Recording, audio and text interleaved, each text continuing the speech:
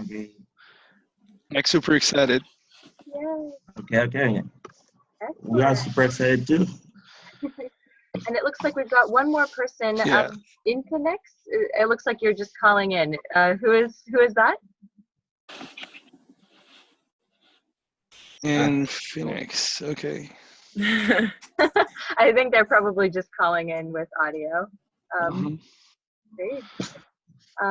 Cool. So let's give everyone just one more minute because I know people sometimes have tech challenges. But I also predict that people will be joining us over time. So thank you in advance for your patience. Yeah, you're welcome. All right.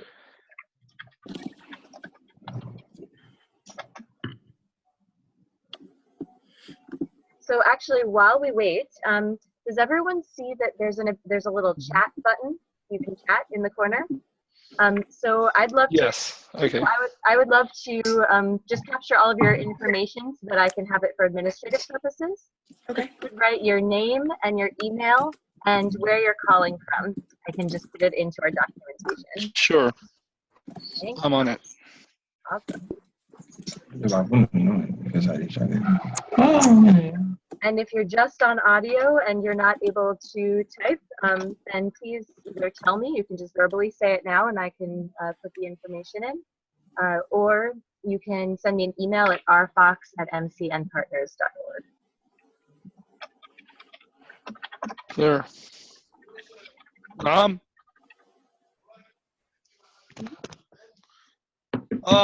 Great. Okay, so I see we had another person, Joe, join us. Great. Well, I'll be right back. Okay, so hold on for a minute, please. You changed. So, I'll be back within a while. Yeah. Okay. Because I have something really important. Okay. Okay. We'll see you soon then. All right. Okay. Well, I think we should get started. Okay. Just to keep to time and respect all of yours. So what I'm going to begin with is, let's see, I'm going to see if I can get this to work. So I'm going to start by sharing my screen. And just as a reminder to those of you who are new to the webinars, I'm going to be recording this so that later students can watch this on our YouTube channel. So if for some reason you don't want to be represented, just let me know and I can click through so that your little video on the corner isn't showing. But otherwise, congratulations, you are on camera. So to begin with, welcome everyone. My name is Raina Fox. I'm the Partnerships Director at Millennium Campus Network, and I'm so excited to have you all on this call.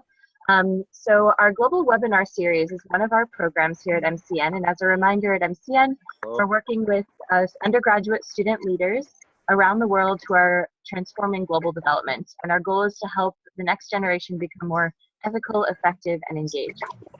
So our global webinars are one of the ways that we connect students all over the world, and you've already started to meet each other. You already know people are calling in on this call from Jordan and Haiti and Boston and different places.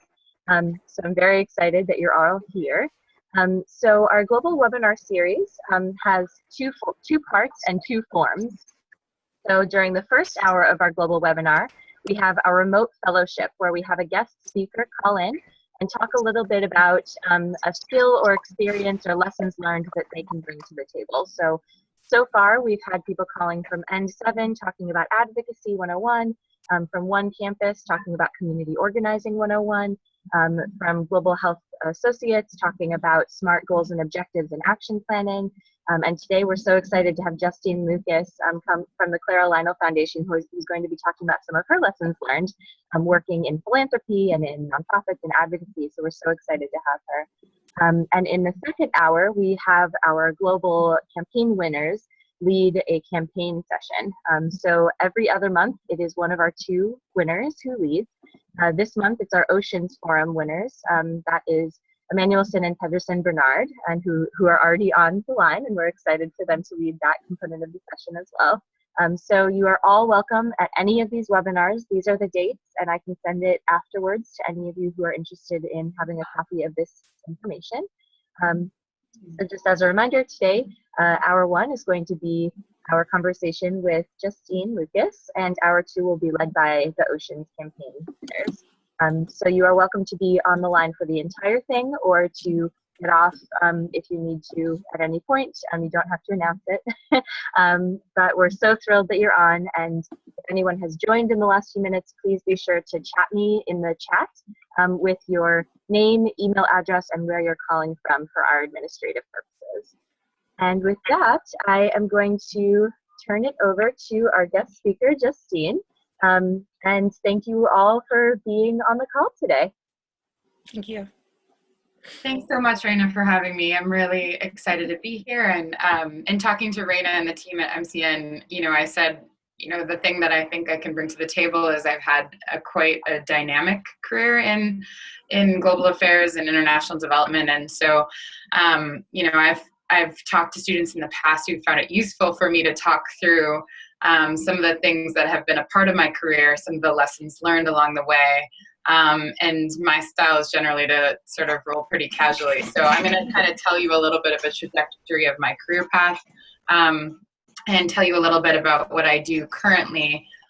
My current role is I'm the executive director of the Clara Lionel Foundation, which is a foundation that was started by Rihanna in 2012 to channel all of the philanthropy she was already doing.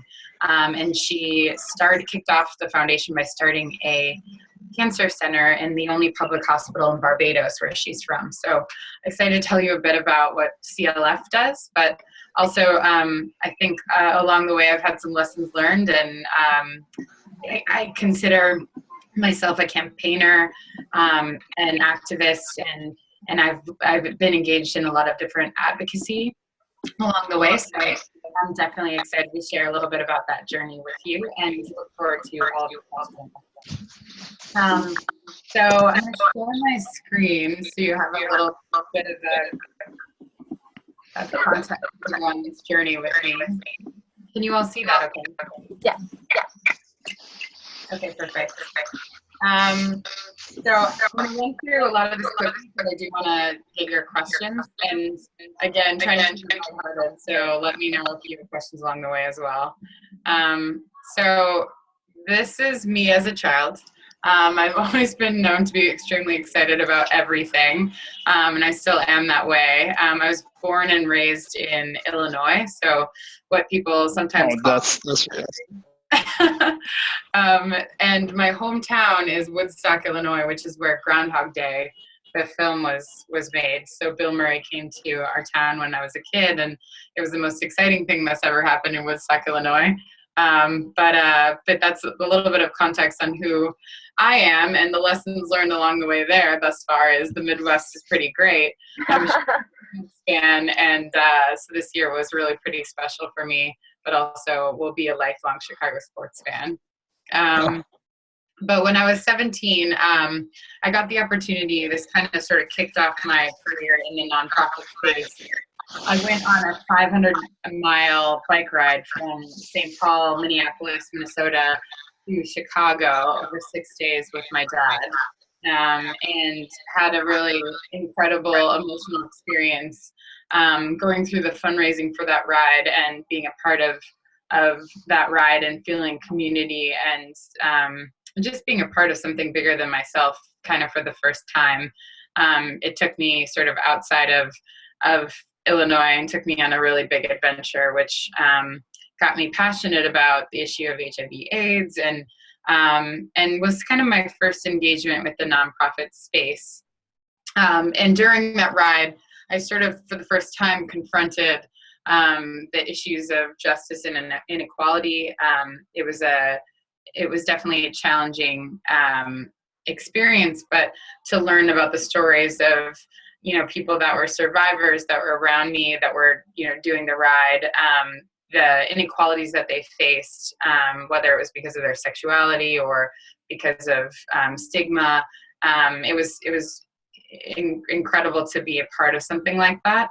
And it started me on a journey which, went into college of trying to think through, like, should I work in nonprofit? Should I work in for-profit? What are the advantages of both? And what does sort of being a part of a community like that really mean? I went to school at New York University, so I was at NYU during a really interesting time. So I was there from 2001 to 2005, and during that time, it was right when the U.S. was contemplating going to war with Iraq and Afghanistan. So I became an activist. I jumped right into community organizing, and NYU was a really special place to be during that time. This is us in DC. There's lots of protests in DC, protesting the war. And this is me, ironically, in front of Senator Hillary Clinton's office. We were, demanding that she vote no against the war in Iraq. So just a really interesting space to be in during my college years. It really taught me the power of movement building and community organizing. And this clip here, I can't probably show you right now, but it's a video that talks about February 15th, 2003, which is when millions of people took to the streets in all the major cities around the globe to protest the war. And in New York City, there were over 1 million people in the streets. All the streets were shut down.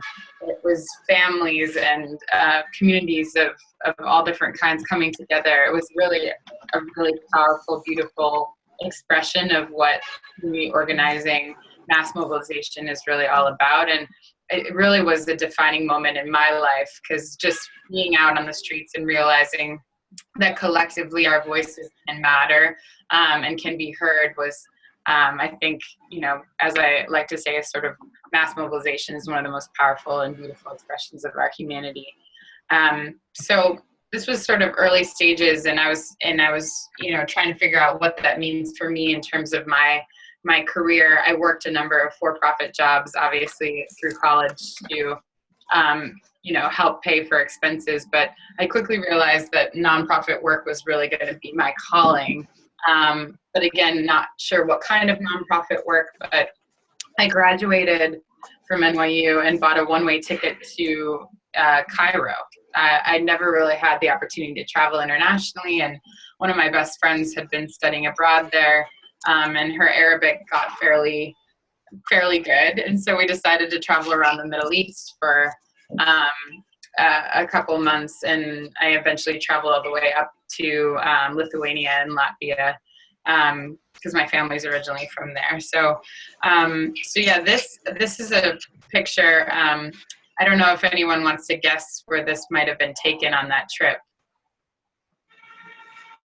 Also, I muted you all just to have the background noises go down, but feel free to unmute yourself to respond to Justine. And it's okay if it's, I put this in here just because I wanted to sort of demonstrate the importance of travel. This is a photo of these things called Norias, which is in a town in Syria. I had the opportunity to go to Syria in 2005. Wow. So, absolutely gorgeous, but obviously things, have transpired there that, they actually are not sure if the Norias are still intact.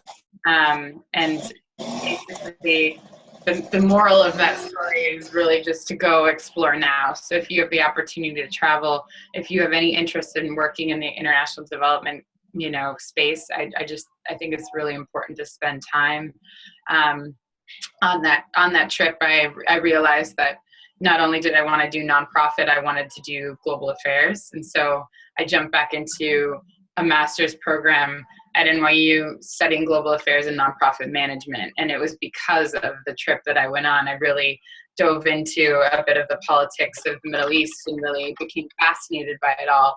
And it helped me figure out what my career trajectory was going to be. And that was really through travel. And I can also say that I flew to Cairo with not very much money in my pocket. And I was able to travel around the Middle East for very cheap. So I'd say if you're young, go travel, even if you don't have that much money. I ended up getting a job as a babysitter in Greece for 3 weeks, and I somehow continued to travel on. So another sort of lesson learned is no matter what, see if you can go. So while I jumped into a master's at NYU, I started working at an amazing nonprofit in New York City called Safe Horizon. And I worked there for 2 years while I was getting my master's. And I worked with their senior leadership team. And the Safe Horizon is one of the largest nonprofits in the Northeast and runs all of New York City's homeless shelters, domestic violence hotlines, child advocacy centers. It's an amazing nonprofit, and actually the board is made up of a lot of it was at the time the cast of Law and Order SVU, because a lot of the storylines that were part of that show were coming from the work of Safe Horizon. And so just really interesting experience, and got to work with the senior leadership team there. I actually started out, just supporting the CEO in sort of an executive associate role, and then sort of moved into a bit of a chief of staff role. We went through a strategic planning process during that time, and I just feel like I learned a lot about nonprofit work while going to school and studying it. So it was a really rich experience for me to be a part of that. And then following my master's degree, I knew that I really needed to go and again learn. I'd studied the politicalization of humanitarian aid in sub-Saharan Africa, yet had never even been to sub-Saharan Africa. So I was very passionate about finding a role that would allow me to sort of dive a bit deeper into what I felt so passionately about. So I moved for a year to Cameroon, and I lived in Cameroon doing human rights work and access to justice work, which was one of the most amazing experiences of my life. I actually got a role as a program director for an NGO that was started by a Cameroonian. It was hyper local in the southwest province of Cameroon, which is an Anglophone province. And in that role, we started to have victims of torture come into the office, and they were telling us about an incident at the local prison where the prison superintendent, welded chains onto the hands and feet directly of inmates, and a number of people were killed, and it was a horrific incident. And we started researching that extensively, and I was working with a lot of international human rights organizations on that project. We also did a human rights radio hour, and we went into local schools and we talked about basic rights. It was a really fascinating role. And Cameroon is an incredible place. This is Etofis. They're, the amazing soccer player that's from Cameroon and everyone's hero there. This is Paul Biya, the president of Cameroon. He's been in power for over 30 years. So what one might call a bit of a dictator. So interesting cultural experience in that sense. And this is the organization that I work for. It was called the Global Conscience Initiative, started by a man named Samba Churchill. And I lived in a town called Kumba, which is really a small town, about 3 hours by car from a major city, about 8 hours from the capital. And it was just a beautiful experience. I got to travel to the extreme north of Cameroon, and my brother and I went on safari there for a bit. This is taken up in the extreme north, wedged between Nigeria and Chad. This is the market in Kumba. Just met amazing people, built some incredible friendships, fell in love with the fabric. And these are a couple of my close friends, Julius and Valerie. I just feel like in terms of lessons learned, if you're gonna operate in this space, I think it's really important to really spend the time. And there's various theories on this. Some people say it's okay to go for a week. I oftentimes, just whenever I get a chance, will run to Tanzania or somewhere for a week and a half or so and have a lovely experience. But if you really want to understand the culture and the challenges and to really build lifelong relationships, I think it's important to go and spend some time there. And so I guess like I came back from Cameroon. I was trying to figure out what my next step was. This was in 2010, 2011-ish. And I did work for some other nonprofits where you find when you go into lots of nonprofits, it ends up being a battle of just trying to bring funds in the door. And it can end up being your entire career. You're spending all of your time fundraising, and fundraising is hard, and fundraising is hard when you're a small nonprofit. And I found that a bit draining. Like I wanted to use my skill set on programs and, building movements, and I just couldn't find the right fit where I wasn't spending my time just bringing money in the door, until I found the Global Poverty Project, which is a nonprofit that I worked at for 5 years. It might be known to you as Global Citizen. We sort of transitioned our name over the course of time. And the Global Poverty Project is a nonprofit organization, an advocacy organization that's working to end extreme poverty, but takes a different model. So when we started out, I was sort of near the beginning of the life of Global Citizen.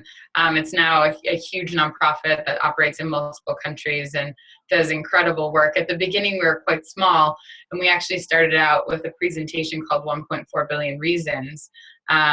And the co-founders, Hugh Evans and Simon Moss, developed this and took it around the globe. It's been seen by hundreds of thousands of people. It's about sort of the roadmap to the end of extreme poverty. So this idea that it's possible, if we all take collective actions to make progress, to put pressure on world leaders, to see the true results of advocacy towards ending extreme poverty and tackling all the issues under the umbrella of extreme poverty. So rights for women and girls, global education, access to water and sanitation, and the like. And so when I first started out, this presentation and these questions were really what we were trying to share with the global community, that it is possible to end extreme poverty. And this is kind of the journey we took everyone through the presentation. We created something called Live Below the Line, which was a campaign where people lived on $1.50 a day for 5 days just for their food and drink, and fundraised for amazing nonprofits around the world. And through this campaign, we raised millions of dollars. And it was really, really unique in that it's a campaign that's really centered around empathy and understanding. And it's a physical campaign. It's not just, sort of fundraising for a charity. It's like you actually feel some of the effects of what it might be like. $1.50 a day was meant to be an experience that made you understand that if you're just doing Live Below the Line for your food and your drink, people living in extreme poverty have to make $1.50 a day stretch for shelter, for education, for medicine. It's just absolutely impossible. And to understand just slightly what it might be like was the idea behind the campaign. Obviously, there's no way to fully understand what it's like to live in extreme poverty, but just to have that greater sense of empathy and to really champion the issue is really the purpose of that campaign. And then we, as an organization, decided, coming to New York City, the organization was founded in Australia and moved to the UK and, was growing rapidly, but how do you make a dent in the United States? How do you get people to really feel passionately about the possibility that you can end extreme poverty? And so the idea was, let's throw a massive event. And what better, way to build a movement than through music?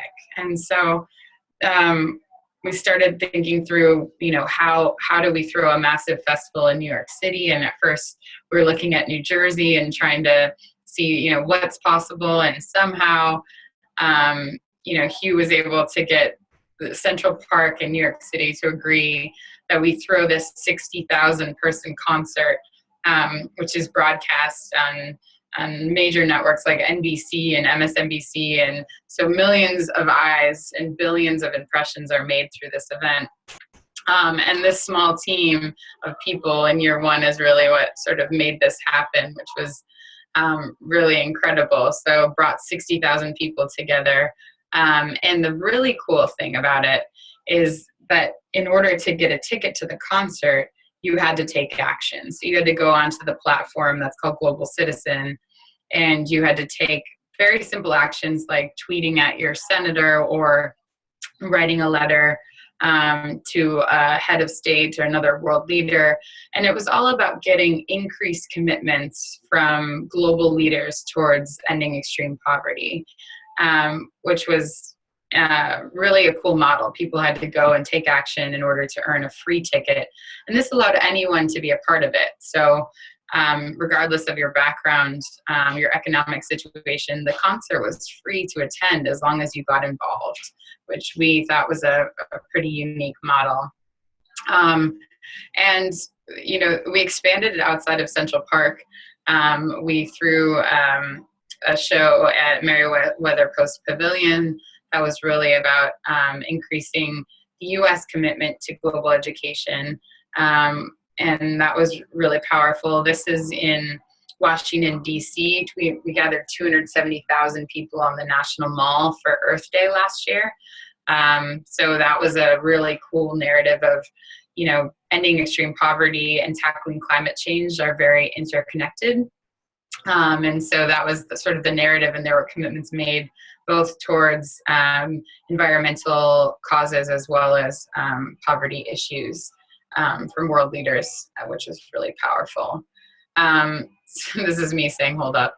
And so the most important question I always ask, you know, is how does this benefit the world's poor? So we threw all these major concerts, and we had this platform where people could take action, and we were building a movement of what we call global citizens. But I think it's really important to understand how that advocacy model really works, because that's really what, you know, we feel passionate about. And I think one of the best ways to really understand it is by taking on a specific campaign. So Global Citizen was one of the partners that worked on getting the Water for the World Act to pass. And we took a lot of creative approaches to get people to understand the importance of access to water and sanitation. This was we called the toilet paper. It was a paper that was really, that we created that was all about access to sanitation. This is a giant inflatable toilet that we put up at a concert that we threw. We did creative social campaigns along the way, and we used creative hashtags, getting people to understand the importance of access to sanitation. This is toilet paper with creative messaging on it. We threw a comedy show for World Toilet Day, and this was all centered around getting one piece of legislation passed called the Water for the World Act. And so we had, you know, thousands of global citizens that were tweeting at senators. Tom Coburn was a senator that was trying to block the Water for the World Act. And so, you know, thousands of global citizens, you know, called out to him, you know, eventually to get that passed. And we were successful. So getting legislation passed through, you know, using the power of movements and advocacy to achieve big wins. I think that the powerful thing about what Global Citizen does is it's not necessarily about nonprofits and going through the process of traditional fundraising. So fundraising for yourself so that you can fund programs, which, you know, obviously there's, you know, thousands and thousands of amazing nonprofits out there that use that model. But Global Citizens model was really about building a movement of people that cared about the issue of extreme poverty, leveraging that movement. So leveraging that movement to put pressure on world leaders to commit more money at scale towards tackling the issue. So we're talking about hundreds of millions of dollars of new funding for tackling the issue. And doing that in a creative way that engages millennials.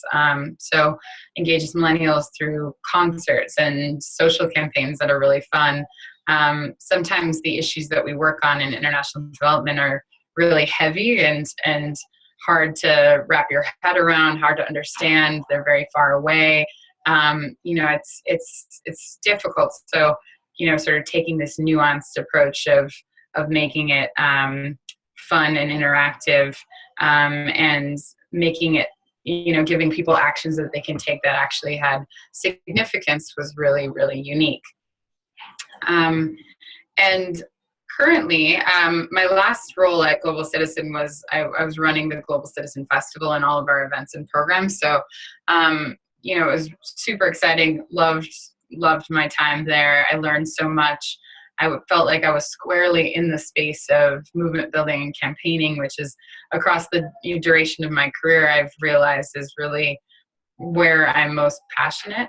But then I came upon this opportunity with Clara Lionel Foundation about 5 months ago. So I'm currently the executive director of this foundation. Again, started by Rihanna in 2012. She started out by funding the Cancer Center. We run a scholarship program that brings people from across the Caribbean and South America, gives them scholarships. We've funded a lot of humanitarian projects. And this year, we're going to have a great focus on global education. So Rihanna has been named the Global Ambassador for Education for the Global Partnership for Education, which is the big multilateral organization that funds education around the world. They work in over 60 countries, and they're actively working through governments to get kids into school. So she's going to be championing that issue over the course of this coming year. And being the executive director of this foundation, I was tasked with obviously growing the foundation. So back to that question of fundraising, I was asked to grow the foundation to be sort of as big as Rihanna's music and her fashion. Obviously, she's so tremendously successful. She's also really passionate about her philanthropy. So, I was brought in to sort of do that fundraising piece, which is not necessarily something I love doing, but I've figured out some creative ways to approach that through partnerships. So I think in this space, if we're thinking about how we're going to achieve the global goals, the sustainable development goals, how we're going to actually end extreme poverty, how we're going to tackle climate change, I think what I always find helpful is to think about how we do that at scale. I am passionate about some really fantastic small nonprofits, and I sit on the board of a lot of them, and I love the great work that they're doing. But where I think my skill set is thinking at scale, like how do we move the dial on issues, and how do we change the way that partnerships are formed so that we can sort of unlock larger sums of money for these issues. And so through Clara Lionel Foundation, and with the blessing of Rihanna, we're working through a lot of the fantastic partners that she already works with, and forming partnerships that yield large outcomes for the foundation. So we've set a target of raising $100 million in the next couple years to fund amazing projects around the world, whether in the education space or in the health space. Channel Rihanna's huge philanthropic heart and leverage the partnerships in her space to achieve that. So that's been really exciting to sort of set a very ambitious goal, to look at her partnership universe and see how we take those partnerships to scale. And the exciting thing too is that she wants to leverage her voice. So as Global Ambassador for Education next year, you guys will see her speaking out more on the issue, calling out world leaders. We've recently had some wins where, she called out Trudeau and asked him to commit more to education for refugees. And at the Global Citizen Festival just this past September, he committed $20 million, which was a huge win. So again, leveraging her voice to achieve wins at scale, which is really, really exciting. She also wants to, take the Navy with her on this journey. So the Navy is really her fan base, which, as you know, is quite large. She has a huge social media following, and her fans are very dedicated and really strong supporters. So how do we take them on this journey of learning about these issues and tackling these issues together?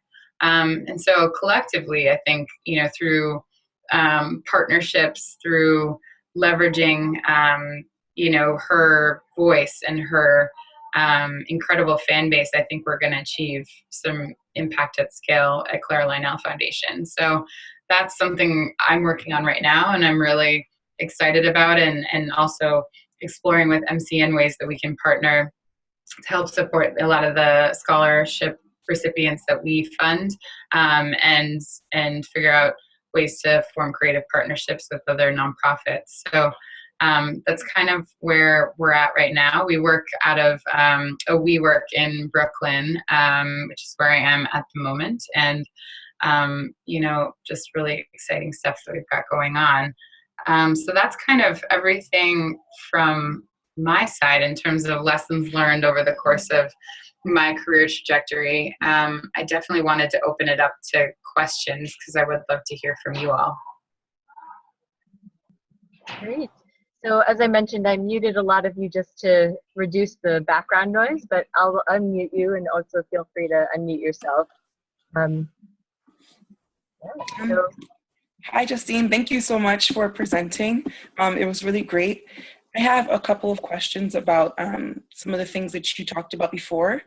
And first, I want to really commend you for, actually going out to sub-Saharan Africa, going to Cameroon, and actually being involved in it seems like you really want to be immersed in your work that you are doing there. And so I want to ask, how do you feel like your perspective and your work ethic changed by being a part of the community rather than working remotely from home in the US? I think that's a really great question, and thank you for asking that.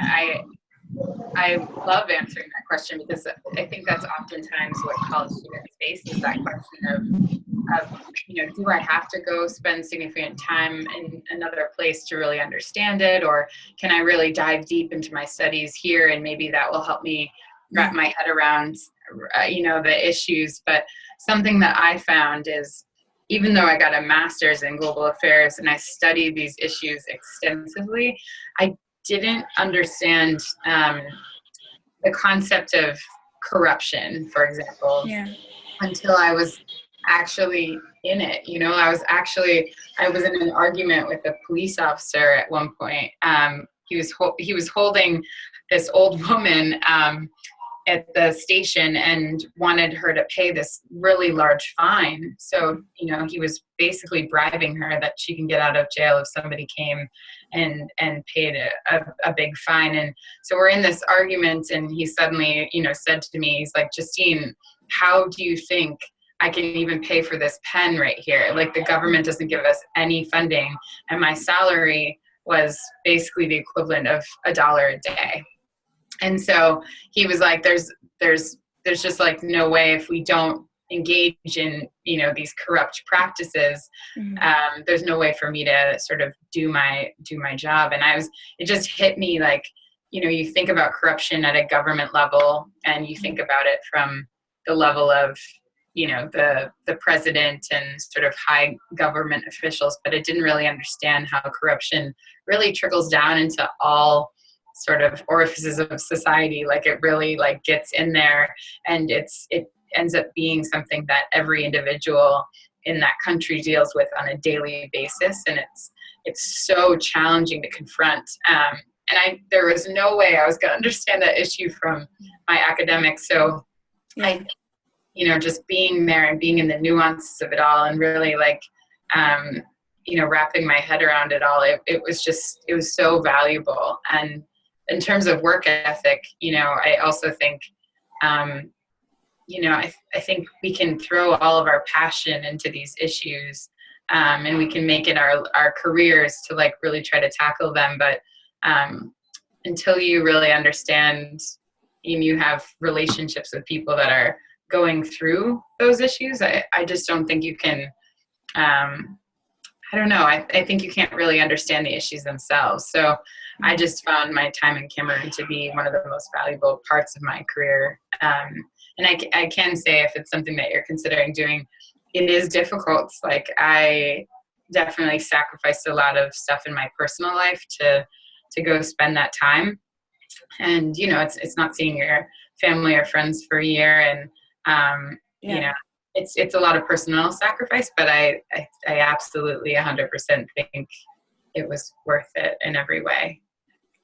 Thank you for sharing.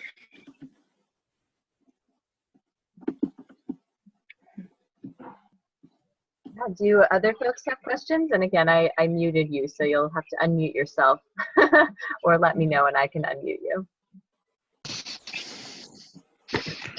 Okay, good morning, Justine. Thank you for your presentation.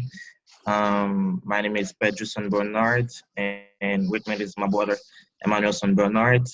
We just started a campaign about waste management in our country. And recently we started a fundraising campaign in order to collect money from sponsors to realize a cleanup activity, a cleanup week, which is one day away. And one thing we have observed is that, as you said, fundraising is really hard.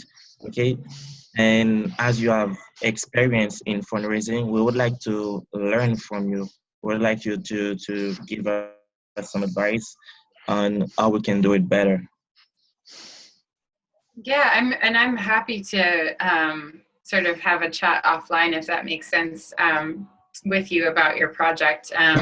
Fundraising is hard. I think you have to find funders in your community that in the project. You have to find funders that are outside of the community that want to help support you. And I've always found, you know, thinking outside the box in terms of partners, like, is a good way to go about it. You know, individual donations are the most difficult to get, and it's also the most capacity to manage, because you've got to manage all those individual donors. You've got to thank them. You've got to stay in touch with them.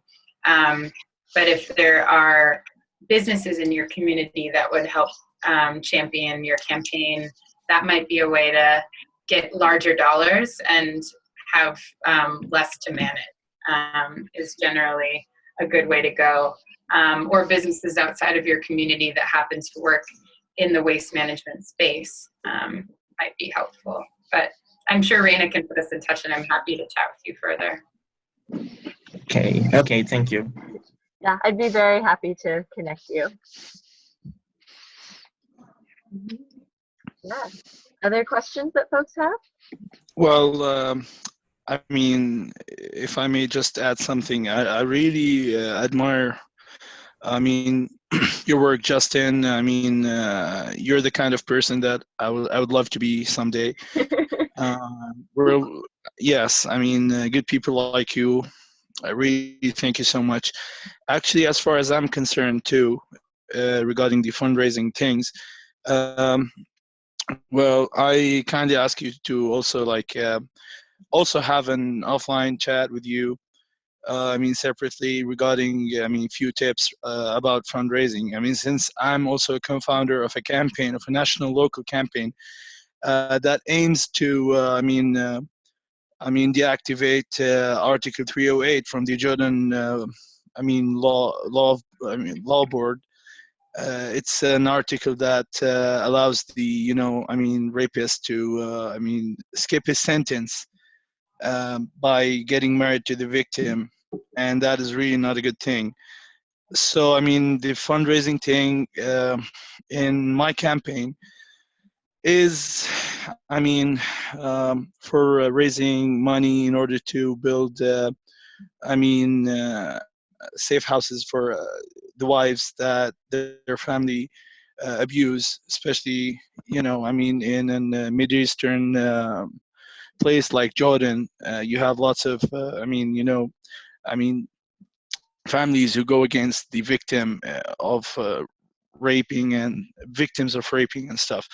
I mean, because I mean, here in Jordan, by the law, they put the victims of, raping in prison cells and stuff in order to protect them from their families, and this doesn't make any sense. So I mean, my fundraising is going to be for, I mean, building safe houses for them instead of putting them in prison, and this might be like even more reasonable thing to do. So that's it. Are you working with any other NGOs or any international NGOs on it? Actually, no. We're just a bunch of, I mean, university students who just came up with this local national campaign. And no, actually, we're not working with anyone. Okay. Well, maybe we can chat offline too, because I might have some ideas for, Yes. you know, Thank you. talk to. That's awesome. Can't wait for that. So I wonder, since it sounds like a few folks have questions about fundraising, are there any kind of general tips or best practices that you have gleaned? You've already mentioned a few of them, but I wonder if there are some general things that you might be able to offer, since it seems like it's something people are interested in. Yeah, and I've helped a lot of nonprofits sort of in their beginning iterations, try to figure out how to bring people along. And I guess in terms of general tips, I'd say storytelling is probably the most powerful thing that you have as a tool. So in order to get people on board in terms of funders, it's always great to tell the stories. Tell the stories of individuals that you're impacting. So, you know, how them going through your program or them being a recipient of whatever the campaign is that you're running has impacted their lives, and how that's resulted in change. If you can find a way through, whether it's traditional video content or even through photo essay or something, to take people through the journey of impact and really tug on their heartstrings, I think that's the best way to get funders in the door. We've always found that the story of one individual is the most powerful. And if you're at the beginning stages of a campaign or you're starting a nonprofit, it's always good you're really selling yourself. You're really selling like your campaign, you're selling your nonprofit. So, you know, what the space seems to require at this juncture is really high quality materials. Like, how do you take people through your journey of what you're trying to achieve? And sometimes that's done through a deck, like a really nice deck that kind of walks you through, this is our mission, our vision, and has very clear parameters for what you want to achieve. I think oftentimes, if you just want to say you want to impact this issue, it doesn't get you very far. But if you say that you want to impact this number of lives and you want to achieve this goal, and it's very quantitative, that's really what people get hooked on. So if they contribute to your nonprofit, they understand that they are contributing to this very clear goal. So make sure that everything's really quantifiable. And what is a deck? A deck is like a document that just you can just be like a PDF or a PowerPoint presentation that walks through the mission and vision of the organization, how you're going to achieve your goal, what your clear targets are, and what the ask is. So if you're meeting with a potential funder, it's really sort of the document that you use to sell them on to being a part of your nonprofit. And I think a lot of times people create those in different ways, shapes, or forms. It could just be a one-pager or a few pages, but the most important thing is to have super clear quantitative targets for what you're hoping to achieve. So in terms of a tool, I would say that that's really a good first step.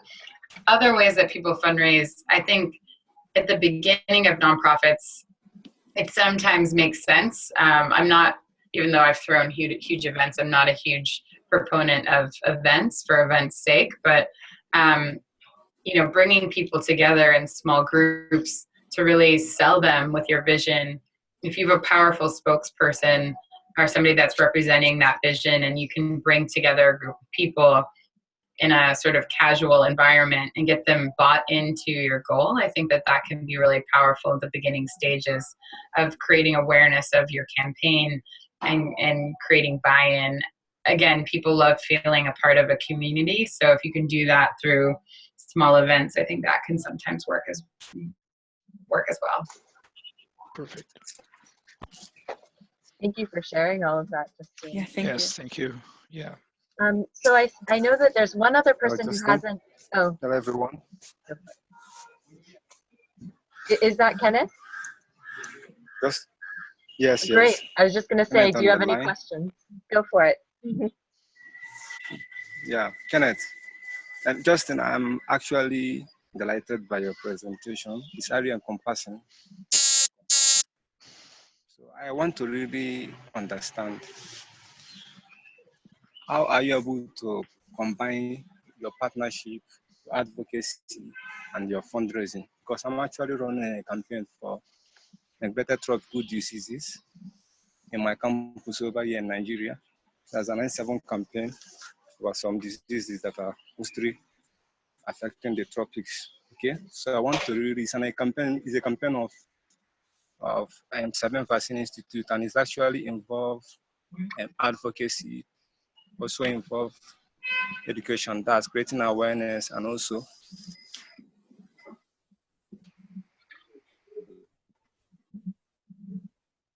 Okay, I think you froze, Kenneth.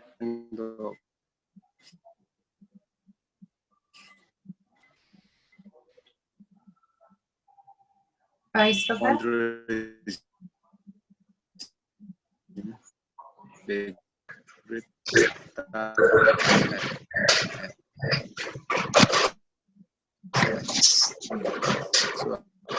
I want to understand Kenneth how is you're facing able on. to like combine. I think the connection might be bad. Yeah. It seems like at least what he was beginning to ask was about how you see the combination between advocacy and philanthropy and nonprofits. Is that what you were getting out of it? I think that's what I heard. And I think that's a really great question. I think about advocacy as sort of creating more systematic change. Like fundraising in a traditional sense is moving the dial in terms of execution of a specific project or campaign. But I think we're all passionate about really moving the dial on these issues holistically. So trying to tackle them at scale. So whether it's global advocacy, like you're putting pressure on corporations and world leaders, or it's local level advocacy, you're just putting pressure on your local leaders to help you along the way. I always sort of see them as a dual pathway. And if you're able to combine both, it's extremely powerful. So you're having local level impact, but you're working to change the systems overall that are whether it's keeping people poor or causing waste management to be an issue in your local community. I think it's really powerful to try to tackle both creating impact on the ground, but also trying to change the systems that are keeping things that way. So I'm a huge proponent of trying to do sort of advocacy and project-based work at the same time, and thinking about advocacy in the sense of you're trying to change the systems, or you're trying to sort of change the things more globally or at scale that are keeping the issues where they are. So if that's helpful, I think it's really powerful to try to tackle both issues at the same time. Wow, thank you, Justin. Did that answer your question, Kenneth? I know we kind of lost you for a little bit. Yes, Elena, actually, it did. Thank you, Justin. Great. I actually have another question. Well, I'd like to ask a question. Justin. Well, I did it. Justin. Yeah. On a scale from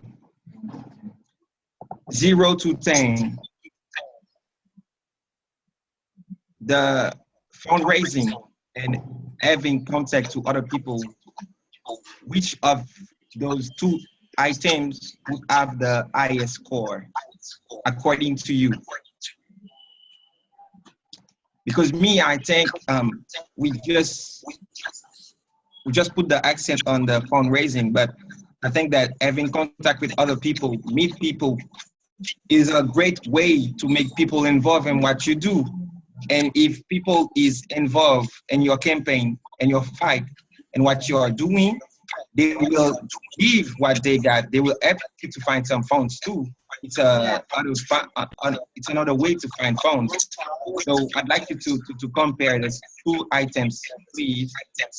Yeah, I think that's a great question too, because I guess like relationships and having contact with other people, like I would say, I guess essentially that's building partnerships. And I would say that that is even more important than fundraising. Like, yes, you have to survive as a campaign or a nonprofit, but like you said, like it's possible for those partners to bring other funders with them. Or in the case of the Jordanian nonprofit, like you might find another nonprofit like that's already at scale that would be willing to sort of take you under their wing and help support your operating costs. There's lots of ways to go about it. Or again, like a local community business leader that, you know, has a company that might want to get involved. And then rather than spending your time fundraising in the traditional sense, you know, trying to go out after small individual donations, perhaps that business leader would give you enough funds to help you bring your campaign to life.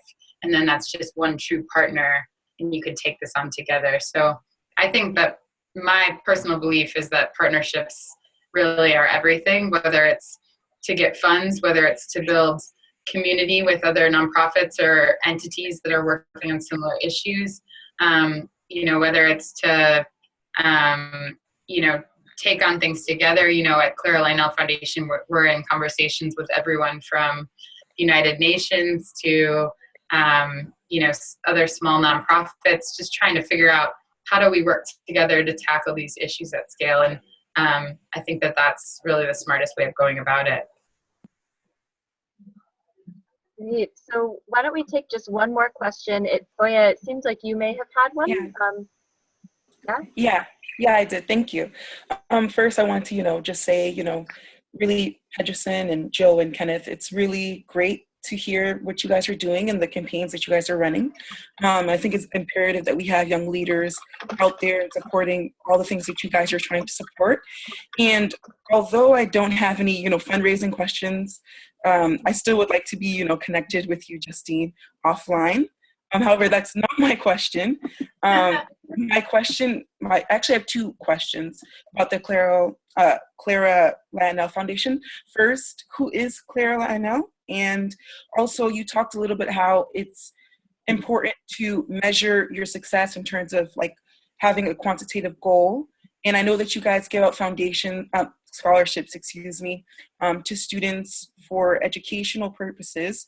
But what actual goals do you guys have, and how have you guys been measuring your success? Like, how are you guys following these people that you're giving scholarships to? Yeah, those are great questions. So first of all, Clara Lionel Foundation is named after Rihanna's grandparents. So okay. Clara and Lionel are her grandparents. Okay. And she named the foundation after them because her grandmother was sick. She had cancer, which that's what inspired the cancer center that she built in Barbados in the Queen Elizabeth Hospital. So that's really the foundation of all of this, and I think her inspiration. So that's why the foundation is called that. And in terms of targets, so I took on this role and I wanted to create an ambitious pathway for the foundation moving forward. And one of those targets was setting the financial target of raising $100 million, which was definitely ambitious, but we think we can do that through strategic partnerships with mostly corporations, but also some other foundations. So that was one metric that we set for ourselves. In terms of advocacy, with Rihanna using her voice on the issue of global education, we are going to have a clear target for next year for how much money we get out of governments. we are working towards the Global Partnership for Education's replenishment, which happens every 3 years, where they raise billions of dollars for global education. And so they're working on what that target looks like, but we will have a specific target for the advocacy. So how many billions we're going to try to get out of heads of state for global education in 2017. So that will be another specific target. And then, in terms of like metrics for success for us as an organization, we set the goal of, by end of year, which we've achieved, because we're rolling into the end of the year right now.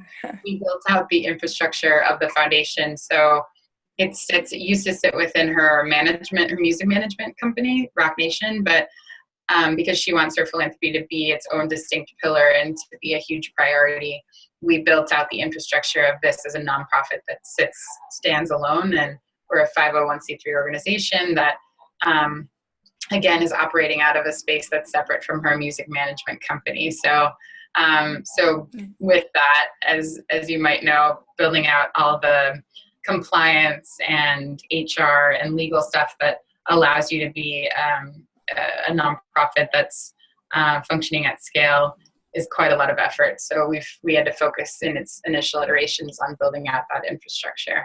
So yeah, I think those are great questions, because again, you can't really just start down a path of wanting to move the dial on an issue without setting clear targets and parameters for your work. And that's really what we've done.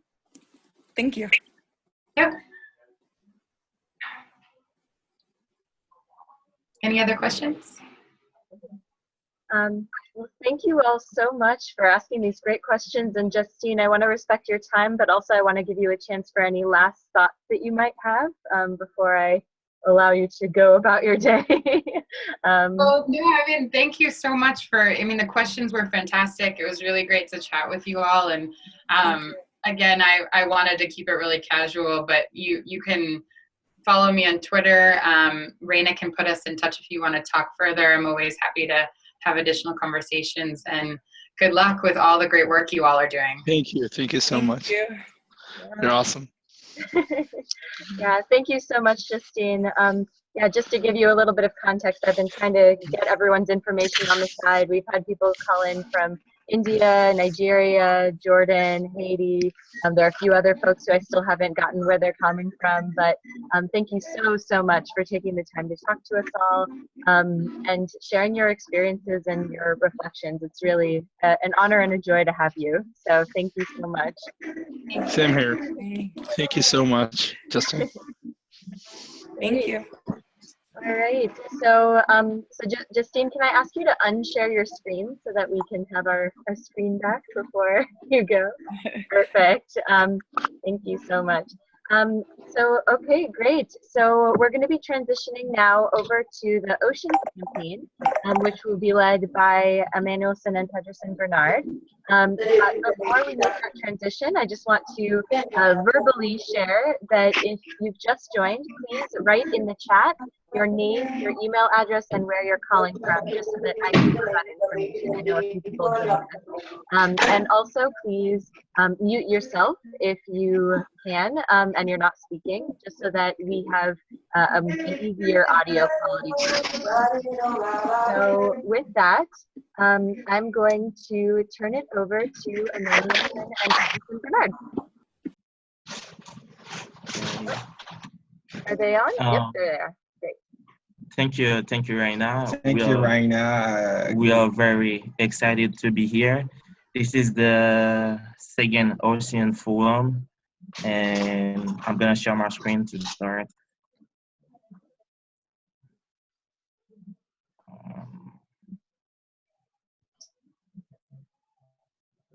Okay. Are you here? Can you see my screen? It started sharing. We're waiting for it to just come onto the screen. I don't know. Do you have something on your screen? Oh, there it is. Perfect. All right, we see it. Okay. So for those who don't know it, I am Pedrisson, and this is my brother, Emmanuelson Bernard. We are the co-founders of the campaign Clean Street, Clean Sea. And we are here to and go to have our second presentation in the Global Ocean Forum. Our first presentation, we made it about the theme, or do a living. We had this presentation and a goal to sensitize everyone about the situation of the environment in the world, the challenge that we have to face to change this situation. And we have presented some information, some data from the United Nations. We have presented some effort that are made by everyone all around the world. And we have presented to our project what we do in our community. So today we have our second presentation, and we're gonna talk about the theme for today is the challenge of a more sustainable world. After presenting the situation of the world, the bad situation of the environment of the world, we think that it is important to talk about the challenge that we're supposed to lead right now. And before everything, Pedrisson will present you a little bit about Clean Sea, Clean Street. Okay, Clean Street, Clean Sea is a campaign about waste management in Haiti. We launched this campaign officially during the Millennium Campus Conference in Washington, D.C. We were the winners of the Ocean Prize, and now we are working on our campaign in Haiti. We had a team of volunteers, of 10 volunteers right now. You can see some of them in the picture above. And equally, we have a board of directors, also volunteers who are working with us in order to help us achieve our goals. And on the screen, the photos you are viewing right now are the first one. It was our first meeting with the volunteers for the cleanup week. Okay, remind you, it is for 1 week. It is 1 day to go, and the second photo, it was on our first presentation in our community with some youth in our community, and we presented them the Creole version of the first forum we made. How do we live? And today it will be about sustainability. We are going to talk about sustainability. And rapidly, Emmanuelson is going to present you the outline. Okay, first of all, I'm gonna present you the definition of sustainability. What is sustainability?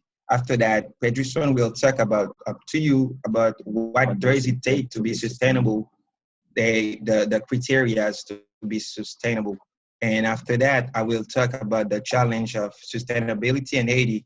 So what it takes, the situation in Haiti, and what it takes to be sustainable in Haiti. And after that, Pedrisson will present you the models of sustainability, and we're gonna finish it with a little discussion and some questions. So that is the outline, and we're gonna start with the first point. Okay, I'm gonna talk a little bit about the definition of sustainability. What is really sustainability? What sustainability is? From business to technology, the health to environment, finally to international development, the word of sustainability is increasingly repeated because this is a word that we always repeat in many exceptions and many situations. We always talk about sustainability. So right now, basically the sustainability refers to the ability of something to last for a long time, and our constant need to optimize. More and more leaders and business owners are now caring of this concept by placing in the center of their activity or practices. The sustainability means taking the long-term view of all our action affect future generation and making sure we don't deplete resources or cause pollution at rate faster than the earth is able to renew them. That's mean to be sustainable, we're supposed to consider the future generations. That's mean what we do right now, what we consume right now, what we are have an impact on the next generation. So we're supposed to consider the generations and what we do right now. That's one of the first bases of the sustainability. So right now, Pedrisson, we're gonna move on. The pillars of sustainability.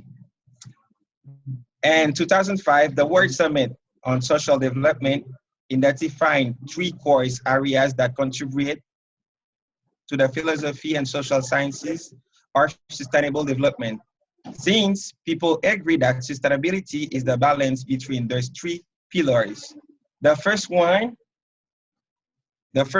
is people. That's a social factor.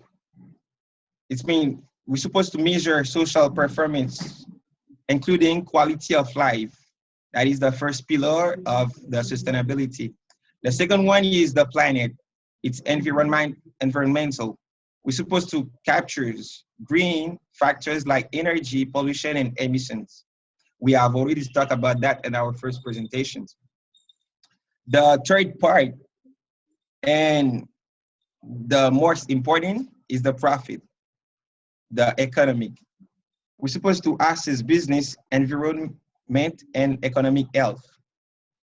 We are in a capitalist world where measures of people are focused on having money, having profit. So in this situation, they forget the other generations and they forget the world. We just have to look at the situation of our world to have an idea. So it is good to try to make profit.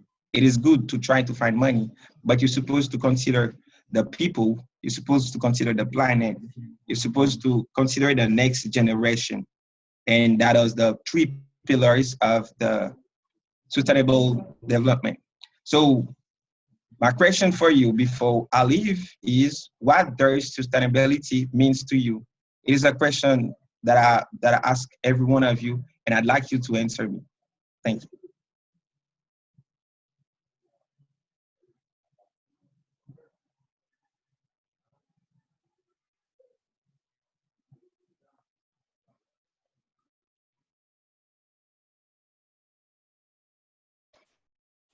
Remember, basically, Emmanuelson said that sustainability is the ability of something to last for a long time. Okay, so for this reason, you often talk about business, sustainable business, sustainable way of living, a sustainable planet. So in this way, you can have your comment. You can make your comment. We'll be happy to hear from you. What does sustainability mean to you?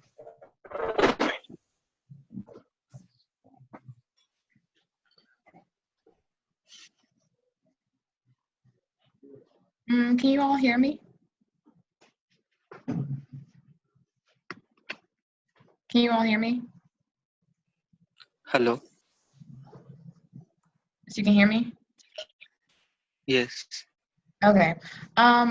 Really, to me, sustainability I recently did a project in my biology class on our water footprint, or I think it was our eco footprint, how we affect the world, building to, what we dispose of, how much we consume as far as electricity, water, and all those different things. So each of us really plays a part in, the effects of sustainability, or sustaining the world or the earth. So for me, sustainability is more or less taking care of, what we have, taking care of the earth, being more, what's the word I'm looking for? Resourceful, thinking along the lines of, how can I decrease my footprint, here on this earth? What can I do to be more sustainable? So in terms of what does sustainability mean to be, it's being more resourceful with what we have as far as consuming and building and using less of it. I guess that's what sustainability means, just being resourceful and using less of what we have to create a better environment.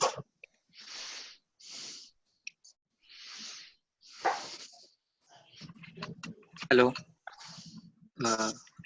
Can I speak now? Mhm. Hello, I'm Sidhu from India. Is everyone audible? Is everyone audible? Hello. Yes, Sidhu, yes, we can hear you. Yeah. Yeah, I'm waiting for the confirmation whether my Yes, voice is reaching. Yes. it is. Basically, Hello? I'm new to this, and I just got a mail regarding. I can't even remember when I sent a mail. When I am registered for this, but I don't know. Just I got to see this foundation, and just now, right now, I have been going to this. What is this foundation, and what is it working for? And okay, coming to the sustainability, what I know is basically I'm an electrical engineer, and I have some knowledge about the solar energy, and I have worked for a period of 6 months in a solar company. So I could say that sustainability to me is that something which we are providing the some technology to the mankind, such that it resembles the nature, like the so it's a part of the nature. We are utilizing the energies or whatever the coming from the nature directly without causing any harm to the environment or to ourselves, like that. Like if we took into fossil fuels or any other, we cause a great harm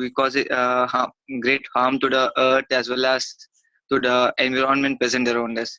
Whereas by employing sustainable methods like using solar, wind, or ocean energy or tidal energy like this, so these are all comprised of some concepts related to sustainability, which which provides us some good uh, uh, like that.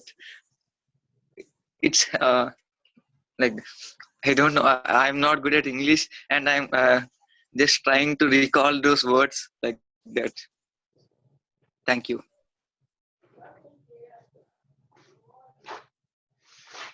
Point of view. Okay, thank you for your interventions, Sidhu. Thank you. Okay. Um, any other question? Any other thing? Hello. Well, Hello. Hello, Oh, everyone. Tanya hi, Tabo. Tanya and Tabu. Hi, it's good to see you. Good to see you too. How are you? We're We're fine. doing fine. Sorry, Can you sorry, we see joined. my screen? Can you see the screen right now? Yeah, we can see. Okay, see. that is the That's the question. question we asked you. Into what does sustainability mean to To you? you. Okay, thank you so much. I'm really sorry for kind of joining late, we were caught up somewhere, but anyway, we managed to make it, and we are glad we made it. And for us, we believe that sustainability, this is when we get to meet our needs. At the same time, we are also not depleting the needs for the future generation in terms of resource-wise. So Tabu here is just going to explain what the 3 pillars of sustainability mean to us. What do you say? Okay. That's great. At our school at university, we are like, that's one topic which we usually focus in, like the sustainability part. And usually we talk about these 3 pillars, which they call, there's the economic aspect involved, the social aspect, and also the environmental aspect. So, yeah. So these things help us to what? Let's take, for instance, the environmental aspect. Like, we are going to take care of the resources that we have in the environment without destroying them, or rather depleting them for the future generations. Like, we're not destroying, we're not destroying the ecosystem, I should say. We're not killing the animals, we're not cutting down the trees. That might help us in future. Then if we talk about the economic aspect, like working with communities across the globe so that we maintain the environment, like the environment becomes sustainable and everything like that. Then we also have the social responsibility. So the social responsibility, this has to include, or rather involve, the part of the human rights and also their basic necessities. So when we talk of sustainability, we're trying to mean that everybody has the equal access to the basic necessities, and they also have like equal human rights, those universal human rights. And also we are considering the fact that the future generations that are going to be there, they'll also have the same access to these human rights, and also maybe healthy communities. They also have access to the basic necessities. So like, that's what we understand by the term sustainability. And the other thing is that they usually say, without one, like for example, if there's not the economic aspect of sustainability, meaning it cannot be called sustainability because they are not kind of integrated. They should be like, one should be, the 3 pillars should be there for it to be called sustainability. And they also say it's kind of for a long-term thing. It's a long-term thing. Thank you.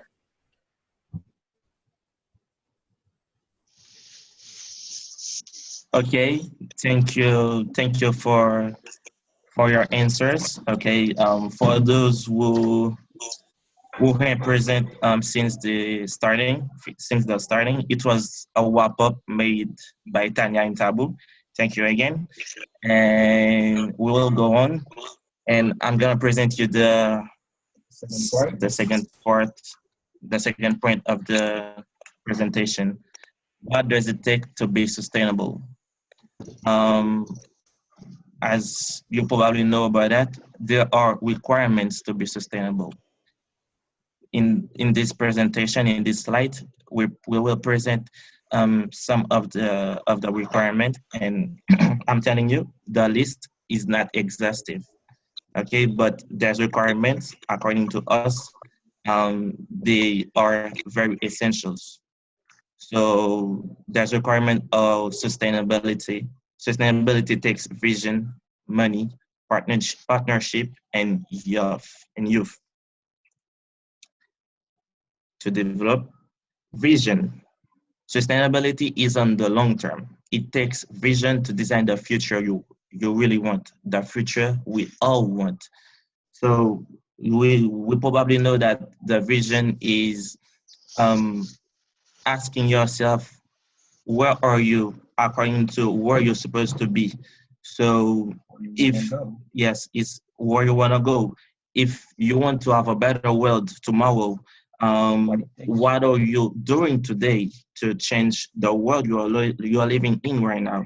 Okay, so it is about vision. You have to be more responsible about your action today and the consequence they can have on your tomorrow and the tomorrow of the next generation. And sustainability also take money. Since 2013, more than 300 billions US dollars were invested in clean projects. And right now, this statistic is increasing.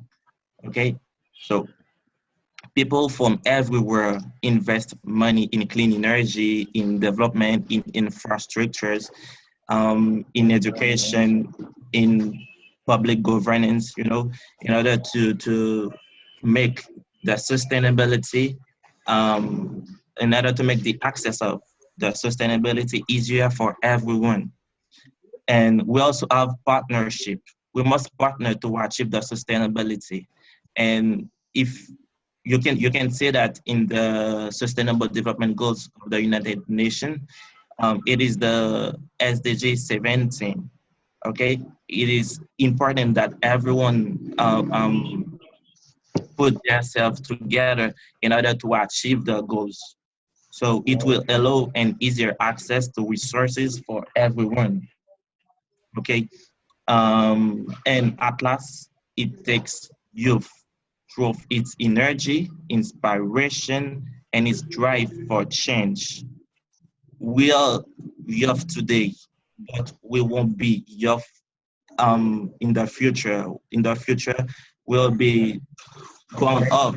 Okay, so while we are still youth, while we are young, we must act in order to bring something to our world and to the next generation. So it is like a kind of legacy. Okay, so thinking sustainability, you must thinking legacy. You must thinking about your responsibility today and the consequences of your action tomorrow. And this was the point I presented. I will leave you with that question. What other factor can we consider thinking of sustainability? We want to hear from you. We want to learn from you too. Yes, we want to learn from you. Tabu,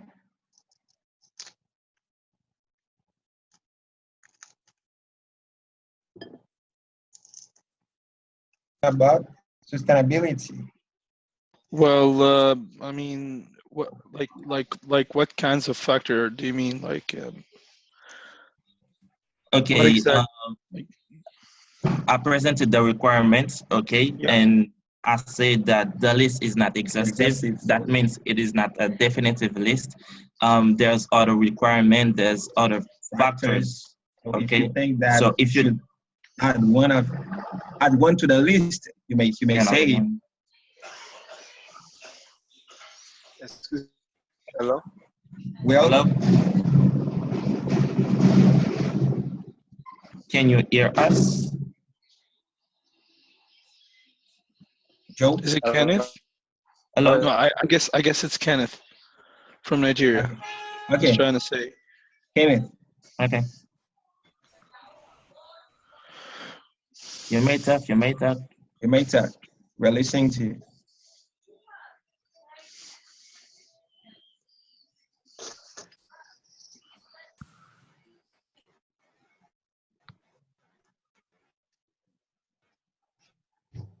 Hello. Hello. Well, I may add something. Okay. Yeah. Like we might. Okay. Okay. Go ahead, Kenneth. Okay. I'll speak up right after you. So all right. In talking about sustainability, we talk about partnership, and that's a very great access to that. So inclusivity. Hello, Kenneth. Inclusivity. So, as a matter of fact, talking about partnership, we can't actually Kenneth. get for yes. Excuse me. I think the quality of your call is Poor. is poor. Yes. Can you leave us your question and your comments in a questions? Please use the chat button to do that. And after that, we will And read after it for that, you. we'll read it for everyone, and we will answer your question if it is a question, and we'll just read it if it is a comment. So, Joe, I thought that you want to say something. Yes, actually, well, there's this other factor that we can consider talking of sustainability, which is like putting on long-term plans. I mean, Yeah. with yes, exactly. Like especially, I mean, a strong one. You know, a plan that will like somehow, I mean, confirm that our sustainability or any project sustainability can like keep going further and further. Like a firm and good plan is an important factor to consider when talking of sustainability. That's what I think. Okay, good. The Okay, definition of the sustainability. And what you come to say is one of the basis of the sustainability. because Thank you. sustainability is always on the long term. On the long term. Even if we start acting in the present moment, but it is for the long term. It is you Exactly. can see in the sustainable development goals, they want to achieve them by 2030, and it is like 50 years away. Away. 50 Well, years away. that is sustainability. It's what you do versus a long time. It's what you do and its impact on the future, the results on the future. That's what it is. So I'm agree with you. I'm agree with what you come to say. Is there any other question, comments, point of view? So if not, we will move on the third point of our presentation.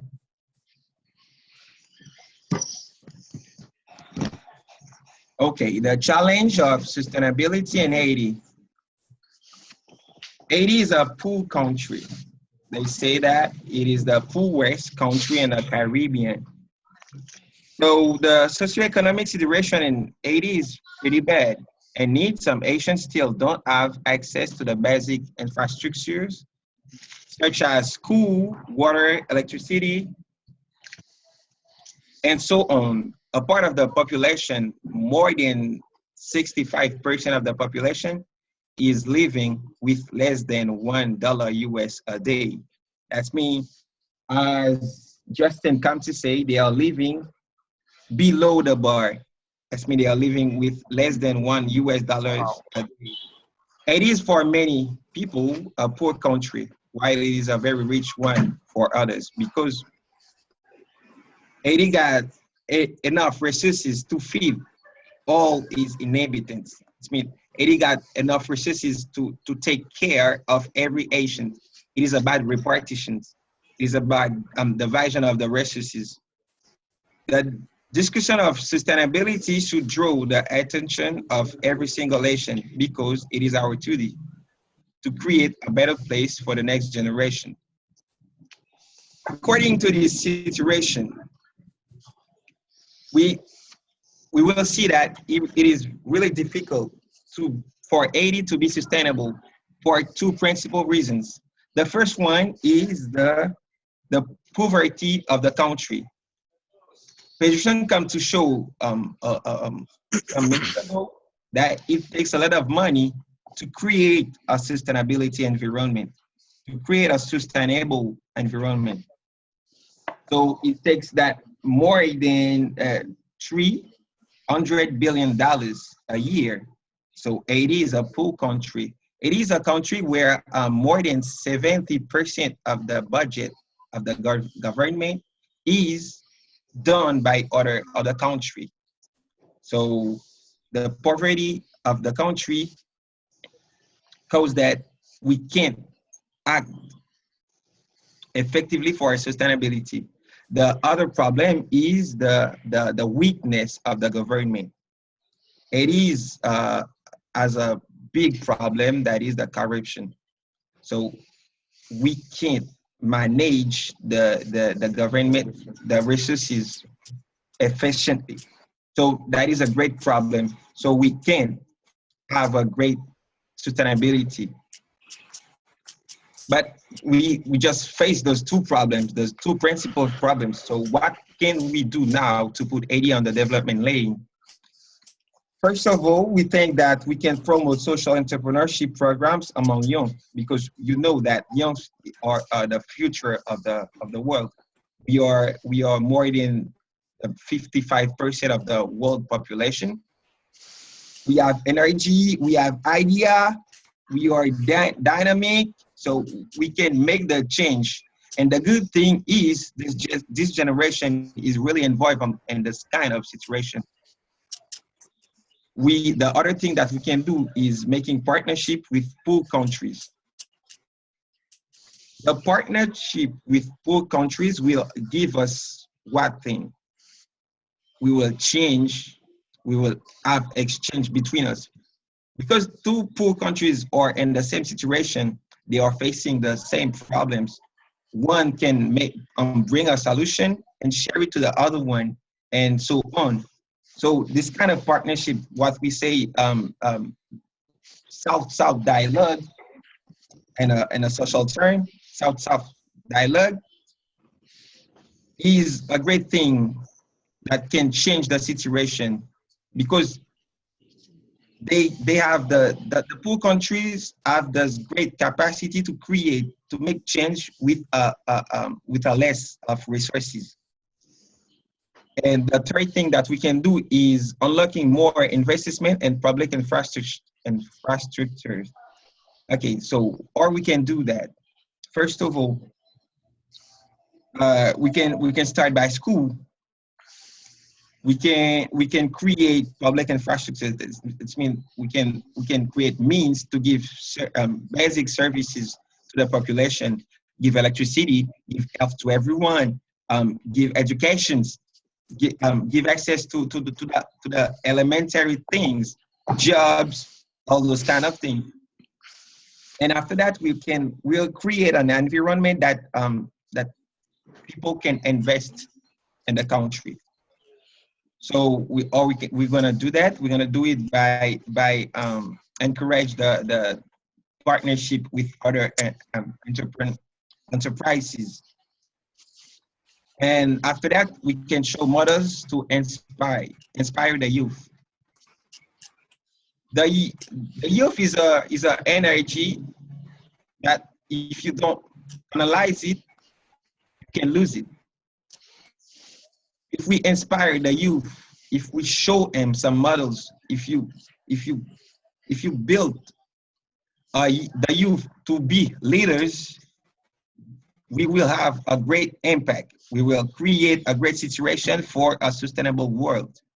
And the last thing that we can do is encourage more campaigns for reforestation. We have some organizations, some schools that are working in this kind of things in Haiti. There are some schools that lead this kind of campaigns, but we need more and more of this kind of campaign. We can do a thing. We can choose a date where every school in the country can bring 1,000 seeds, for example. So that's the what I think that we should do. We can do to put Haiti on the development lane. The question is, how sustainable is your country? How sustainable is your city? I know that we are from different countries. We are from Nigeria, Haiti, US, many cities in the United States. We are from India. We are from Jordani. We are from Africa. So I'd like to hear from every of you, how sustainable is your country according to what you see, according to the situation of your country or your city? Well, if I may start, yes. I mean, speaking about Jordan and sustainability is like saying that really, I mean, Jordan is in need for more sustainable projects and plans. I mean, Jordan somehow is like still like let's say weak. I mean, when it comes to talk about sustainable plans and projects, like for example, I mean last year, I mean like I don't know if like I'm pretty sure that you guys didn't hear about this, but I'm gonna share you guys a story that or I mean an incident that had I mean that took place last year. I mean. Um, like there was that so much rain that our capital Amman couldn't handle the huge amount of rain, so which I mean caused floods and stuff. I mean all over the capital or all over the city. So this is a great example that I mean the local government didn't like sustain its preparations for I mean when it came to expect like I mean the amount of rain that we were just about to get. So I mean like seriously, I mean this is only like 1% of lots of like bad stuff going on, just because like I mean there like there isn't like good practices that shows that I mean any local project here in Jordan I mean has the great sustainability in it. So I think that no, I mean Jordan is in need of more sustainable projects and stuff like yeah. I'm over. Okay, other Okay, thank you. presentation, other point of view, other ideas. Tanya.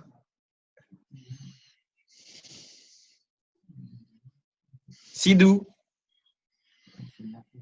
Here we go. Okay, so basically we're just going to start by maybe commenting a bit about the sustainability levels here in Costa Rica. For us, what we have seen, besides being here at Earth University, because I would say Earth University is really sustainable, because almost everything that we have a closed system whereby everything we recycle, and even the environment itself,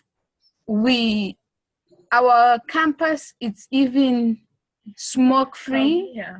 it's alcohol free. So you find that everything that we do on our campus, even the very least thing in old juice style, we use it, we plant different crops, maybe we plant trees in there, we use it as a bed. Like really sustainability levels here at university, they are really high.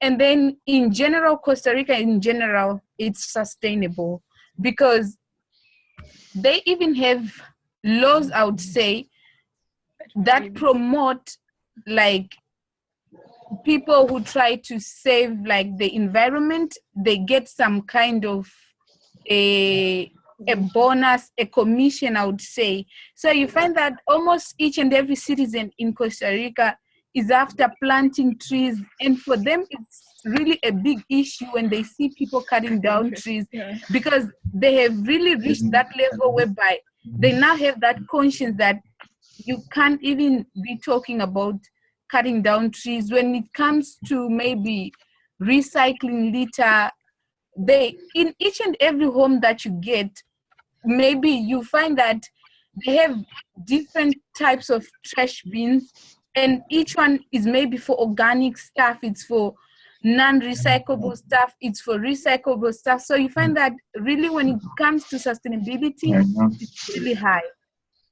And now going back to our countries, Zimbabwe and Zambia, would say that still there is need to make people get to know the importance of sustainability, because it is still very low. People are still after getting, it's all about profit for people. So you find that as long as it is not having any effect on their business, they don't see the reason of doing it. They don't really get into thinking about the future, but it is always of the present, of which that is one thing that we've got to understand, This goes that by the situation of is a poverty. really like disrupted our economies. It has really disrupted the whole societies, because even when it comes to trash and everything, when somebody has just finished using something, they just throw it anyway, because still they don't have that conscience that no, this is litter, this is contaminating the environment. They still don't have that kind of conscience. So really, when it comes to sustainability in our countries, it's still low, and we really believe that we still have to work hard so that people really get to know, people are educated about the importance of sustainability, not only for us, but also for the future generation. And one thing that we don't understand as African countries is that we think like poverty causes everything. Like someone, even if I'm poor, but if I'm kind of recycling, that will help. But people say no, it's because of the poverty levels that people don't recycle, because of the poverty levels that people go to cut trees. One thing I admire about Costa Rica, what they do, even if you're the one who planted that tree, you need to have permission for you to cut that tree. And that makes it more like, it's so nice because people won't be cutting trees anyhow. And people have to think about the future before they go to cut that tree. And cutting the tree.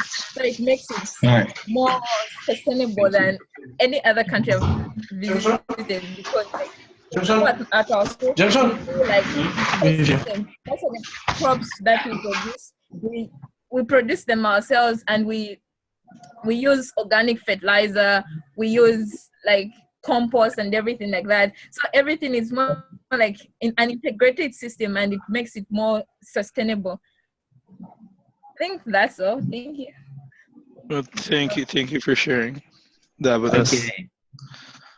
Okay, thank you, Tanya and Tabu, and I really appreciate your intervention. Okay, and before moving, if there's another comment, if there's another question, please feel free to speak, to share with us. And while you are thinking of our question, about something Tanya and Tabu have said in their intervention, we have talked about some sustainability practices in our first presentation, in our first forum. The way, and especially in Africa, not only in Africa, but in the poor countries, the waste problems depend principally on the way people are living, are seeing waste. For many persons, for many countries, waste are not only waste. Trashes are not only trashes. Trashes are resources. It is raw material for some industry. Okay, so the waste collected in the streets or in the sea, they can use them to make something else, like transformation for energy. They can make. Right now, we have presented something about at a basket manufacturer. It was Adidas, I think, which is using waste collected from ocean to make baskets. And recently, Real Madrid has played with a T-shirt, with a jersey made from waste collected in the sea. So that there's a very good practice people can learn from them, and we can consider this thing as models. Okay, and talking about models, I'm gonna present you in the last point of our presentation, the models of sustainability. In this part, we will present the model from which people can find inspiration, and especially the youth, because the youth need to be inspired if we want them to act. So we will present the most sustainable countries and cities in the world, and we will end this part with the botanical garden in Lekai. It is a region in Haiti. So let's move on. This list is the 10 most sustainable countries in the world. The first one is Sweden, Australia, Swaziland, Denmark, Norway, the United Kingdom, Canada, Finland, United States, and Atlas, Netherlands. So these countries are the most sustainable one. Um, if you were thinking about sustainability, it is a must to think about these countries because there's a lot of things you can learn from them. Do you imagine that right now Sweden has one out of garbage? So it is something that can inspire more than one people in the world. Now, the 10 most sustainable city in the world. Um, it is based on the Sustainable Cities Index of 2016. The first one is the first city is Zurich in Swaziland, Singapore in Asia, Stockholm, Sweden, Vienna in Austria, London in the United Kingdom, Frankfurt in Germany, Seoul in South Korea, Hamburg again in Germany, Prague in Czech Republic, and Munich in Germany. Um, from the top 10 countries and the top 10 most sustainable cities in the world, you can say that the European countries and the European cities are the most represented. So we can see that the European continent is more sustainable than the American, Africa, than the other continent. Um, it is because according to us, it is because of the levels of poverty. Um, yes, that's the first reason. And this country, most of these countries are also the countries where the well-being index is the highest. So if we are thinking about sustainability, you must think about these countries and the cities.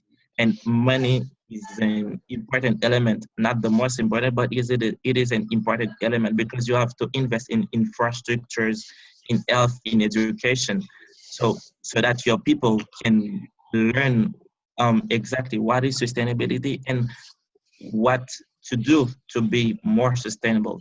So I will let you with this question. I will leave you with this question. Sorry. Not before the question. Um, I would like to present a botanical garden in Haiti. Um, it is one of the greenest space in Haiti. It is located in the south part of the country, in a region named Lekai.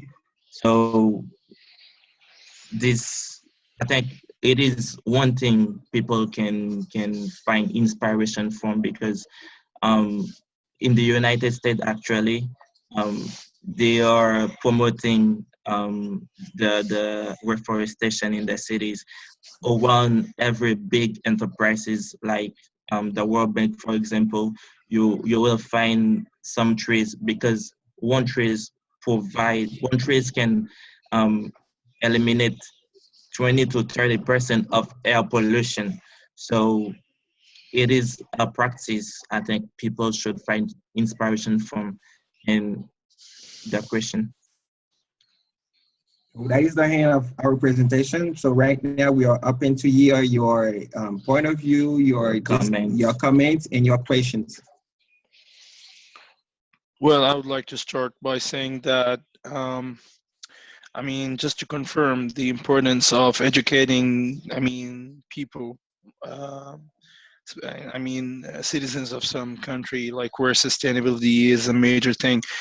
I mean, the importance of educating them with the culture of sustainability plays an important role in, I mean, starting with a great sustainability plan. So this is what I wanted to confirm once again. So this is it. Okay, it is the education as a big place in the construction of a sustainable world, because that is the education that will change the behavior of the population, the behavior of the citizens, according to the way that they live. It's the education that will show you that the way that you live is not sustainable. Is the education that show you that what you use isn't good for the environment. So that is the reason for why the education has a big place in the construction of a sustainable world, because it is the factor that will help you to change your behavior, the way you Exactly. act Yes. according to the environment. Yes. Exactly. So education is one of the points we really care about in our campaign, because um, if you educate your people, they will be able to create change around them, and you will save time, you will save energy, because if your people is well educated, they will know exactly what to do. It won't be a need to tell them every time, this is how to manage your waste, or this is how to use your resources, but they will know it naturally. Okay, so education is an It important. is crucial. Yes. Yes, it is crucial, as you say, it is crucial. Let me play something. And in our campaign, we give the education to the education is real place. That's the reason why our campaign has two parts. The first one is a sensitization one. We educate, we re-educate the population about their behavior facing the waste. And after that, we act. That's mean we collect waste, and after that, we divide it in three parts. So This is what we'll be doing in one day. in one day. Wow. Yeah. That's So that's we really have great. that's will start in one Yeah. day. And hopefully to find, I mean, your city's name or the country's name in the list for next year. So let's hope all the best for you guys. Okay. Yes, But I yes. mean, I just have like a quick question that just popped in my head. I mean, the question Okay. is that, I mean, regarding sustainability in your campaign, like, I mean, I don't know, like, are you guys planning to, I mean, launch your campaign in other foreign countries that are in need of cleaner streets and seas and stuff? Are you guys planning to do that? I mean, because like, I mean, if yes, if your answer is yes, like, I would, I mean, gladly, like, I'll be ready to help you guys in launching your campaign in Jordan.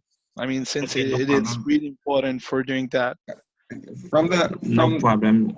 We are not. It is not the only country facing the problem of waste in the street, in the ocean, and yes, we plan to. We are really to expand our our activities Hello, in. are you Hello, guys hello. there? Yeah, hello. Can you hear us? can you hear us? Hello. Yes. Yeah. I Okay. mean, I yeah. was telling you that yes, we are willing to expand our activities and our campaign in other foreign countries, and Perfect. we have been thinking about Somalia, because in Washington we met a Somalian students who. Yeah.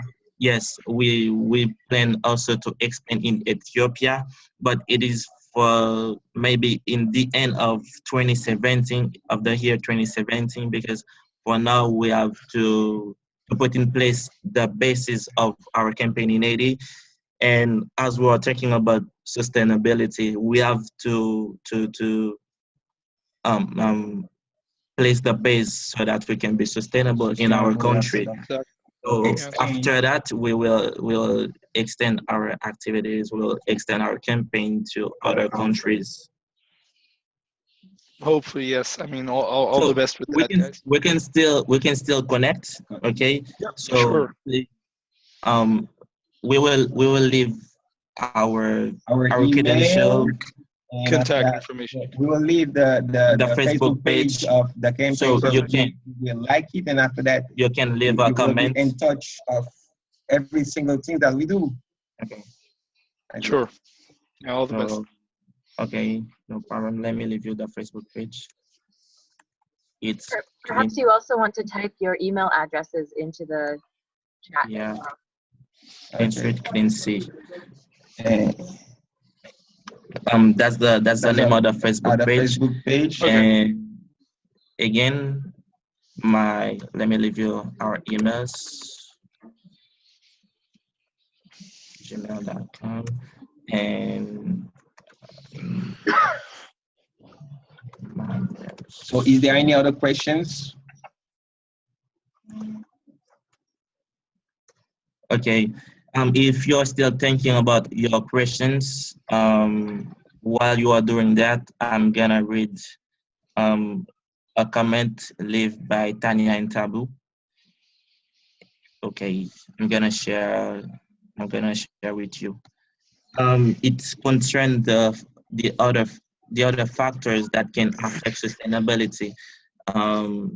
There's girls talked about capacity to deliver in order to come up with a sustainable strategy in any community or organization.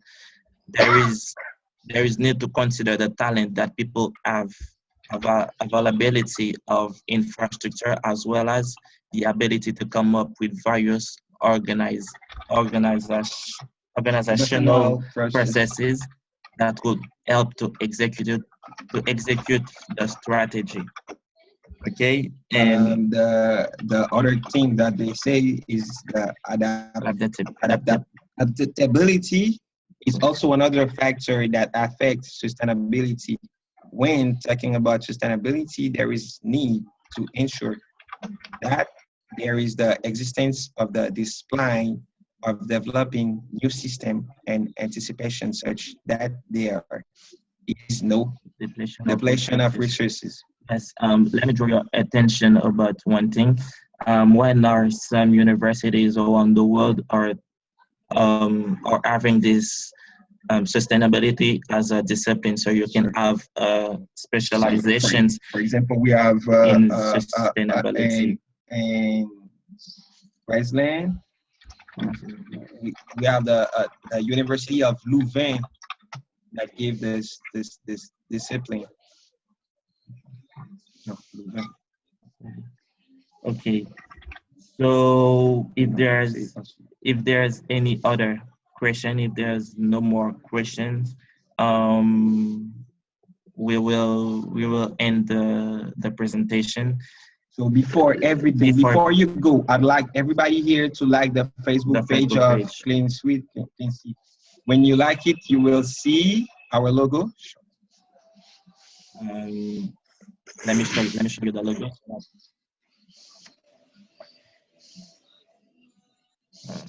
Great.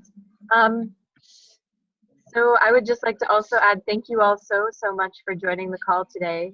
It's very exciting that we have had people calling in from all over the world. And our next webinar is going to be January 19th. So mark your calendars right now for January 19th. It's going to be our it's going to be our gender call. So Tabu and Tanya, who are actually on this call, are two of the folks who are leading that campaign. So it's going to be from 7 p.m. to 9 p.m. on January 19th. So mark your calendars, and in the meantime, thank you so much to Pedrisson and Emmanuelson for leading this great session. Yeah, thank you guys so much. And to all of you for your participation. Please feel free to email me or message me if you have any thoughts or comments or questions. We're always excited to find ways to connect you with each other and with people in in this sector however we can to support you in the amazing work that you're all doing already. So thank you for being a part of this network, and have a wonderful new year. I look forward to seeing you on January 19th, if not before. Okay, thank you. Thank you so much, Rena. Please, everyone, do as This was yourself. really I invite everyone to do as yourself. It's We just just like we just our come to like page. our page. So when you type Peace Frequency, you will see this logo. Yes, exactly. Okay, thank you, everyone. Thank you, everyone. For participating. You're welcome. And Really, thank you guys so much. See you. Bye, Bye-bye. Bye. Goodbye. Yeah, bye-bye, guys. Okay, thank you so much. Hope to see you guys soon enough. Okay, and let's try to keep in touch and in order to talk about more. So give us a mail or a message on Facebook. Sure. Yeah, exactly, bro. Yeah, you're welcome. Okay, bye-bye, guys. Bye. Thank you. Bye, Raina. Bye. Great job. Thank you. Bye, Rana. Bye-bye. Thank you so much.